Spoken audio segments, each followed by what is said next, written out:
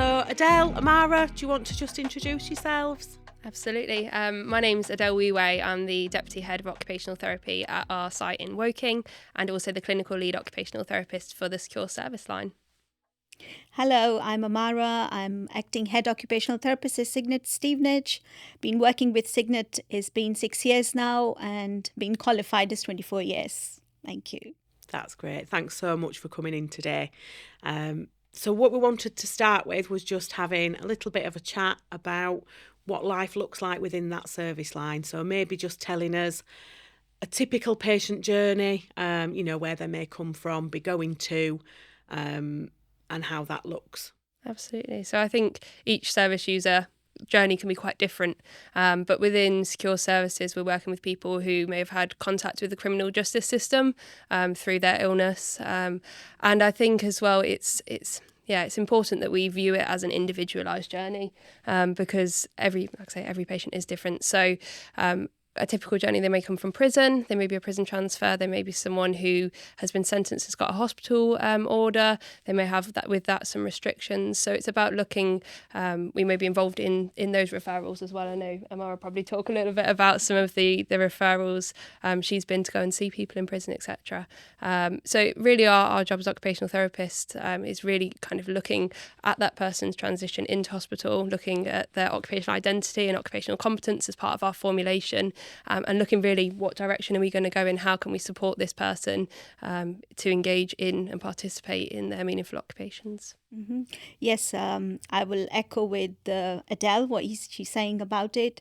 So again, these having the service user or the individuals we having mainly having some forensic histories, and is kind of the way we get these referrals. So integral part of an MDT member, we go and assess them going into different prison sections and everything. So when they come to us, they are under certain mental health act. So they're detained under there are several kind of sections. So mostly in secure services, most commonly we have section 3741, section 48, 49, 47, 49. So again, it depends on the individual needs. Certain people's were on remand and then they get on the hospital treatment order with the restrictions. They come to us, we assess them and giving them individualized care. And then part of, as an occupational therapist, what we do assess their needs and everything, and then work on their strengths. Again, as a core skill of occupational therapist, being adaptive and creative, strengthen and then make them the way that being occupational deprived, we need to build that or be doing social inclusion and everything. So working within that framework and those restrictions must come with its own set of challenges. What do you think in particular, unique to those services? What do you think those challenges are for an OT? I think a big thing is risk. With those restrictions, with kind of the index offences that we have with people coming in, I think a lot of people are very wary. And I like to think as occupational therapists, we're very keen to take a positive risk. We understand the benefits of taking positive risks. So kind of just a case example, we've had someone with an index offence involving a knife, but actually being able to cook is part of their rehabilitation and will help them in terms of moving on in the community. So taking that positive risk, obviously as an MDT, meeting up, talking about the risks, acknowledging them, but also thinking therapeutically with the person, being honest with that person and going through their risks as well, and explaining why we want to take that positive risk. We might do a cooking session with them involving the sharp knife, because we need to see those skills and we need to know that person is going to be safe. And it's about having that holistic but non-judgmental approach as well, because the individuals we're working with being quite unwell when they committed those offences. So it's acknowledging and understanding that, and having that holistic viewpoint. Mm-hmm. Also, in terms of if we talk about secure services, so again, within the security, like nationwide, if we talk about, there are 3 levels, it says medium, high secure and low security. the place I work, Cygnet Stevenage, is a medium secure building. It's itself like the challenges itself is a physical security, the restrictions. So if I'm talking about physical security, it includes like fences. So we have a certain kind of measurements that should be logistically and legally abide by the laws and everything. Also, I would mention about the procedural. So we following policies and procedures, and also about relational security. So again, relational security again is quite an important part when the people having these kind of forensic histories and the relationships issues. So be how to build a therapeutic relationship where you be a professional and clinician. Of course, this most important thing to provide them care and support, but again, do not forget these boundaries, which is important as well. And where Adele mentioned about different kind of risks, so again, we have a variety of mental illnesses in terms of when we getting prisoners being mentally unwell, which include schizophrenia, personality disorders. If I talk about personality disorders, people having some self-harming behaviors. So yeah, it's important to know about their risks. However, the occupational therapist should plan or develop a completely robust risk management plan to facilitate the activities. So I would mention about, like, I have a service user who does self-harm a lot, swallowing, headbanging, everything. So taking a positive risk, he's still doing ironing. So again, being structured and controlled within yourself is important to develop a rapport and a trust within your service user. And then I think occupational therapists, when I think we should proud in a way that we able to manage, and this is the first step to going forward as well. I mean, there's so much to consider, isn't there, in terms of, as you say, in boundaries, risk. The patients within these services tend to be quite long stay, and I think historically there can be a bit of a sense among clinicians that these services can become quite stagnant, and I think it's quite easy to fall into that trap of we have to do it this way because of certain legislation and frameworks, and it does make it tricky to be a bit more innovative and forward thinking. I don't know if you want to talk a little bit about the things you've been doing within your service line as a whole, and how you've managed to work against that and keep things fresh and new. Yes. So we talk about institutionalization. So as we mentioned about, due to their restrictions, certain service users stay with us for a long time. So again, to not be stagnant and do not make them feel that they cannot work without this structure. So again, we providing them social inclusion opportunities, being an occupational therapist, exploring some opportunities in the community. So a bit of a structure about what we can do within this secure premises. However, again, when we talk about legislations, again, we collaborate with Ministry of Justice, getting this patients, we mitigating these risks. The person is compliant and the risks are getting low. Then again, being trust on your service user and applying when we get this Section 17 leave, then we exploring these opportunities, seeing their needs is around, and then prioritizing what service user wants to do.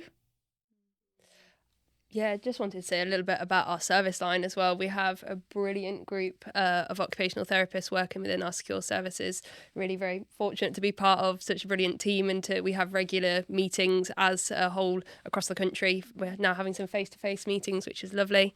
But within the service line, we're actually looking at our environments, which is that we know is a big thing. The right environment supports occupational functioning and occupational participation. So we've been looking at the sensory aspect of our environment and how we can possibly change that. And it's really, really nice to be in such a position of power that actually our occupational therapists working on the wards are the ones who are doing audits of our environments. We're looking currently at seclusion rooms and how we can change them.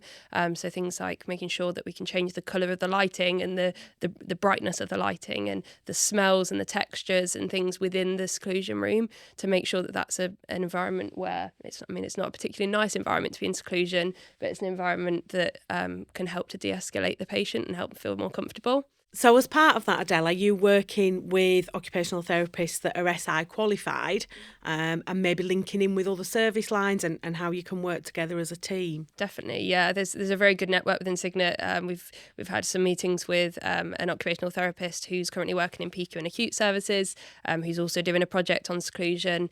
And yeah, we've got the SI trained occupational therapists within Cygnet linking in with them. We're in the early stages of that, so that's our audit that we're doing for this year. We're also very fortunate we've got our outcome measure called the DLSOS, Daily Living Skills Observation Scale.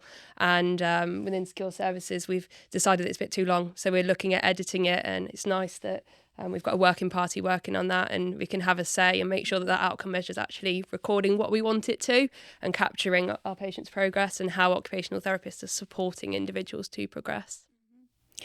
And also about when we talk about networking, so we have a quite proactive networking within the Cygnet. So again, the regional and the clinical leads, we gathering together a quarterly basis, discussing, and within Cygnet we have every year some service development programs, and it's like an objectives. We all been volunteering on different things, again improvement, and everywhere there should be a room to improve ourselves, because the main aim as an occupational therapist and working as a clinician, I think the main goal to provide the best care to your service user. And I think this helps us out in this networking itself, that how we can do much better. It's never be the perfect thing, but again, to improve ourselves. So that's... Oh, sorry, Adele, go on. I was going to say, I think that's a key thing about quality as well, the quality improvement. I know both Mara and I are doing quality improvement projects, and we're hoping to have a few more in the service line as well, because we want to ensure that the care we're giving is, exactly what it should be, and is to a good quality. And that's so helpful to work on that as a team, isn't it? Like, you mentioned, Amara, the service development plan, which is led by the clinical lead. It's applicable to all of the secure services, but actually you're taking that into your own service and adapting what the needs are within there. I guess what would come up quite often is vocation, education. That is really tricky for people with that offending history, isn't it? And how to move that forward. What would you say are things that you've found helpful when you're trying to do that with your service users? So when we said about knowing their risk and their offences, but to make them productive, again, as an occupational therapist, I think their adaptability and creativity, how to deal with it.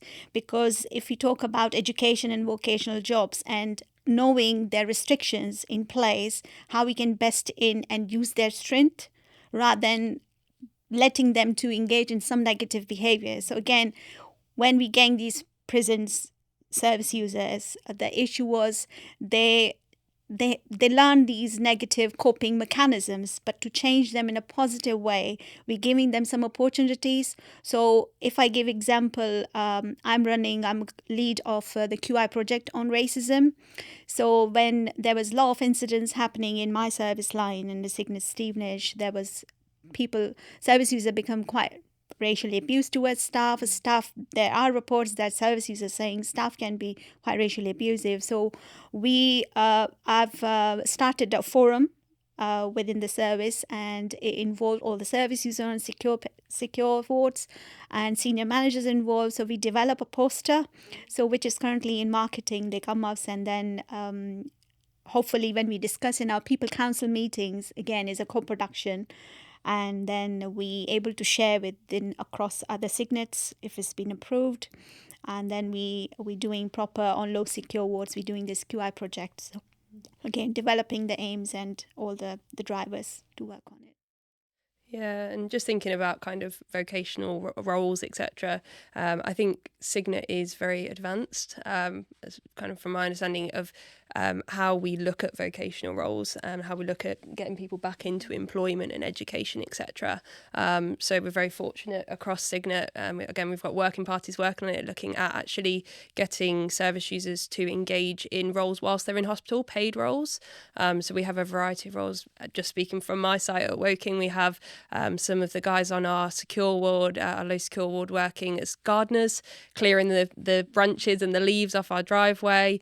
We have people working within the kitchen, within the library, recently we've had people tutoring others as well. So a service user with a skill. We had someone doing maths. We've also had someone who plays guitar, teaching others to play guitar. And actually sometimes it's that step, we have pre-vocational skills. We can get people into jobs whilst they're in hospital and build their skills and confidence before they're moving on to looking at community work. And I think sometimes there can maybe, like you mentioned, Emma, about be a little bit of maybe stigma and judgment around people with offending histories. We're trying to create more links with local businesses, places, charities where they can volunteer, because it is really essential in terms of preventing those reoffending behaviours. We know that the more we engage people in occupation, that the less likely they are to reoffend when they do get discharged. So it's about setting up those kind of networks really for when they are discharged. I think that probably leads us quite nicely into thinking about people's dark occupations. It's something that's often discussed, particularly around those secure services, isn't it? I don't know if you want to just discuss a little bit about, for those who aren't aware of it, maybe what that term means and how you're working with that from your occupational therapy perspective. Absolutely. Yeah. So, Emma, you talk about dark occupations. So, the people, the service user from the prison, where the index offence and being historical about using substances, being involved in kind of a negative occupations, which includes, I would say, like illicit substances, dealing with them. So these are kind of a thing. So as an occupational therapist, we give them kind of an exploring occupational identity, give them more positive roles and being a role player, role model in a way to give them opportunities in terms of vocational, in terms of education, and also considering like some people who are serving the sentence, they don't have leave in the community due to the Ministry of Justice restrictions. So within the service and within the hospital grounds, we're giving them these kind of opportunities. They still have a skills, but they need a right opportunity to work towards it, to make them feel more valuable member of the society. So again, this is stigma and this historic backgrounds. They think that they're no longer being the valuable member, but then to give them positive kind of replacement or So that the work as an OT, how we can explore what that identity means to them and start to unpick and look at more positive occupations. How would that be done, for instance? So when we have service user, again, there's a model of care or pathway or a process. So we start with exploring, which include the assessment process. So occupational therapists, they have their kind of their own tools for assessments. So when we have a service users, a new one, then we do interest checklists. So this is our main basic tool which we explore what is their identity. But sometimes some people, some service user, they do not have any identity. So again, there is a process of motivation and remotivation as well. So you kind of give them opportunity with no sense of failure or anything. We just give them to just come and sit down and observe what you want to do. And then the next step is about exploration, then competency, and then achievement. It comes through. Yeah, I think, it's exactly what I was going to say as well. I think, we do our initial assessments, we do our interest checklists, we might do other things like an occupational self-assessment or an OSA to find out actually what we have our understanding of what might be difficult for that person, what their challenges, what might have brought them into hospital, etc. But also finding out for them from their perspective, because it is all about collaborative care. We have our views, but the patient also has their views about what they need to work on. And I think it's finding out as an occupational therapist, it's really important to get to know your patients, build that therapeutic rapport and know what is important for them and what can we help them to do. Okay. So what's come through as a really clear theme there is that collaboration with the patient. And, we know that that's the most important thing we can be doing, don't we? What about that collaboration with the rest of the team as well? What does that look like in secure services? So we have a lot of forums. It's not about like the patients itself or with the OT involved occupational therapist. So again, the other discipline, it includes social workers, include the responsible clinician. We say part of MDT, there's specialty doctor, nurses. So it's like when we sit down and we're doing our risk assessments, we discuss patient's care as well. So as the care plan is not about occupational therapist and an individual, is about how we can support that person. So when we developing this care plan, it's not about we saying the primary nurse is involved in it, the doctor is involved in it. When we discuss about service user, the bringer that I want like to work in that community, then we discuss as a team and we said, let's discuss how we can mitigate the risk and still giving them opportunities what they want to achieve, because it's that service user goal to do it, rather than being saying restrictive. We give them opportunities in a least restrictive way. Yeah, and I think care planning is so key.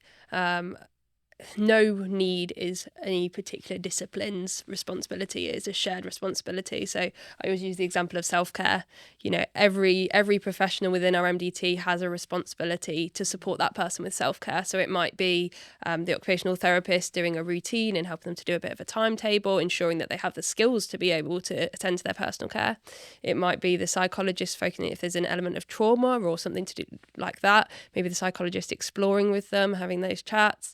Maybe the nursing staff on a daily basis checking in. So actually everyone has a part to play, and I think it is really key, especially in secure services with those risks as well, that when a service user presents with something that they want to do, that we actually don't just go, oh no, that's too risky, and really step back, that we think, okay, this is brilliant that they've got the motivation to do this, how can we support them to do that as a team? It's good to have a team approach. Yeah, and also about physical health. So physical health is not only comes under occupational therapist and a nursing itself or a doctor. Psychologists can be involved in that one. So I have a service user, I have not diabetes, but again, obesity is a problem. So again, we sit down as an MDT. So he is not like kind of a person not taking it like or seeing it that's is a problem. But we seeing that is a problem, because again it can lead into less severe physical health issues. So psychologists us having some one-to-one sessions to be explore, to develop the insight, is not about like saying, oh, occupational therapists need to do gym induction, occupational therapists need to motivate patient to exercise. So it's again collaborative approach by MDT, and that's why we can able to provide services of best care. Yeah. I think we've talked quite a lot about lots of the challenges, haven't we? We know that there's things in there that can be difficult. What's the most rewarding part of working within that service line? What are the bits that make you tick? I think for myself, it is just seeing those little breakthroughs. It might not be a huge thing, but even just allowing a service user to progress towards their end goal. So it might be their end goal is to engage in a vocational role, but they're not quite there yet. So we might need to work on social skills. So through that care planning, it might be just kind of setting a small goal to attend 3 groups a week, focusing on social skills. And, it's little steps. And I think that in turn is rewarding when they do eventually reach the end goal. I really particularly like supporting service users to engage in the vocational programme. I think that for me is something that's really helped a lot of our service users at Woking, seeing them take on that role and responsibility, or those things we know as occupational therapists are so key to our occupational identity, having that sense of belonging and purpose. We've got a service user at Woking who was struggling to attend to his personal care, get out of bed, etc., and is now running our tuck shop on site each week, and it's great to see, really is. Yeah, it does. And it's in terms of rewards. So in acute and PQ service line, you can see patients and services are progressing so quickly. However, in terms of secure service lines, you can't really see that massive progress quickly. So again, just little, you don't need to be look for big things to change. You can be reward yourself with the little things of it. So again, when we saying I have a service user who does headbang every often, like asked for something, did not happen. But again, in terms of rewarding, if he does not self-harm for a week, I think it's kind of you feel that what changed him, what did not happen, then he's just behaving more appropriately in that way. And again, listening to them, giving them, the way when they achieve something, they're quite thankful to you as well at times. Little things, even the paid jobs that we're paying them is not a massive amount, is it? But something they feel that, they can buy a takeaway. And they come to the ward round, they're saying, thank you for giving us an opportunity. At least I can buy my takeaway. Because of these restrictions and these prison sections, they're not having the NHS allowance, the government allowances. They can't having any benefits on it because of the sections. So again, the little rewards is make you feel that, you are actually playing some part in their life and giving them some kind of a productivity. The small steps are definitely the big steps, aren't they? I think the other thing for me is with a long stay service line like Secure, it really gives you the opportunity to build those therapeutic relationships, which each their own in terms of what you enjoy. But I think with acute and PQ services, it's quite very fast paced. The patients are through. Once they're better, they move on, which is great. But I enjoy in secure services really getting to know that person, writing that formulation, speaking with family, friends, carers, really kind of getting a full understanding of their likes, their dislikes, their interests. What triggers them. And kind of, building that rapport, I think is really rewarding for me. Really have a feeling that you know that person holistically. So are you sharing that case formulation with the rest of the team, with the support staff, with the nursing staff, and making sure that everyone knows that person inside out and how they can best support them? Yes, so we have in-house CPD events where we represent our case studies as well. Any success stories or any challenges that we working as a giving them collaborative approach, but something is not really working. So get the peer support, get other people views, what we can do differently now, because we trying everything now. So that's the way. And also in our ward rounds, we discuss it as well as a team as well. And I think as well as discussing it with the team, it's discussing it with the service user as well, because it's their formulation. It's our understanding of their occupational identity from what they've told us maybe in initial assessments, from chats we've had, but then also kind of what we understand of their competence as well. So it's really nice to go through. We do it each time we have a CPA as well, because our occupational formulations make up part of our care programme approach report. So actually going through it with the service user and saying, this is what we understand, and exploring some of those things is really beneficial, I think, for both the therapist and the service user. Definitely. So I guess for a lot of OTs, unless they've worked in those services, they might never have been onto a secure ward. What advice would you give someone who was thinking about maybe moving into those services, or a newly qualified occupational therapist that was thinking it might be the career for them? What would you say? So I think if considering that way, I know that there is a stigma in the society about working with the people having offences. However, I think we should think first the person is an individual rather than we historically, risk in knowing about the risk is literally quite important. But again, treating that service user an individual and using your holistic approach. So I think this way of thinking we should be considered. Yeah, I think you've got to be quite a dynamic person. You've got to be willing to come in with a positive attitude.